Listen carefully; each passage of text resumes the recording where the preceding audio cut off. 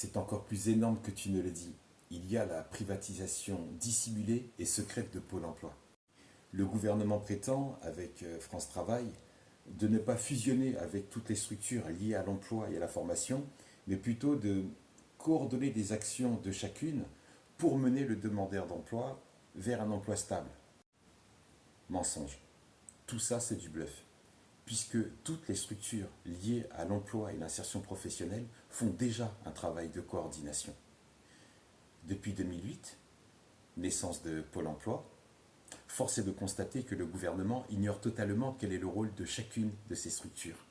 Le gouvernement ignore quelle est la fonction précise de chacune de ces structures, tout simplement parce que le gouvernement n'en a rien à cirer.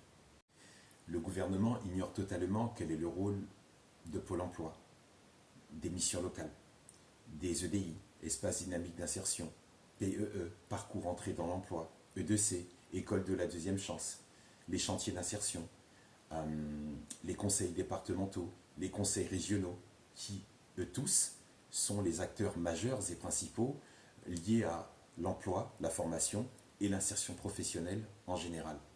Des réformes de Pôle emploi sont soumises au vote. D'autres réformes sont datées, actées, signées.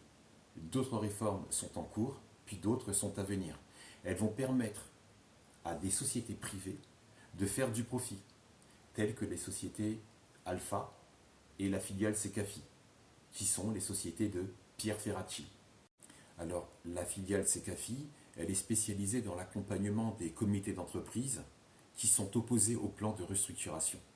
Pour en revenir à Pierre Ferracci, il est à la tête de 11 sociétés, dont Alpha Consulting, Alpha Développement, Paris Football Club, etc., etc., etc.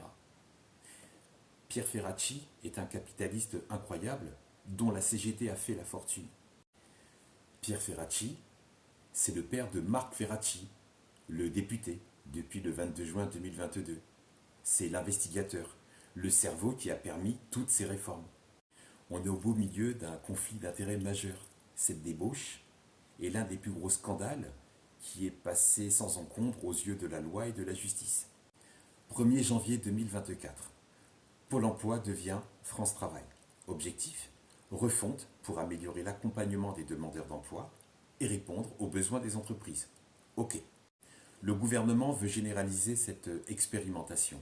Expérimentation, c'est comme lancer un nouveau médicament ou un nouveau vaccin. C'est donc pour le gouvernement une phase test.